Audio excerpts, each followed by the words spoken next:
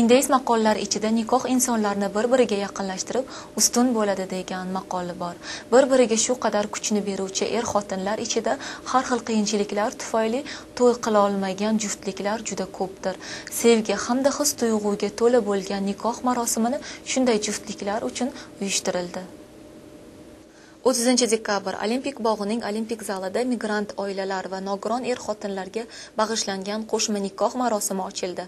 Turli qiyinchiliklar sababli va oilasi hamda vatanini boshqa davlatga tashlab kelib, Koreyada istiqomat qilib nikoh marosimini ham qila olmagan 30 ta juftlikning to'y ziyofati o'tkazildi. Buni amalga oshirish uchun xarajatlarni Kimchon-Kuchon va Rayonsi 354 D hudud tashkiloti o'z bo'yniga olib ta'minlab berdilar. Oppoq harir ko'ylak kiygan kelin, shahzodalardek kiyingan kuyov ozgina noqulayliklarni sezgan bo'lsalar-da, uzoq yilgi orzularga erishayotganliklarini ko'rib ko'zlariga yosh keldi. Nikoh bu yangi hayot ostonasini boshlaydi deyishadi. Undagi qiyinchiliklarni yengib, birgalikda hayotni baxtli davom ettirishlarini tilab qolamiz.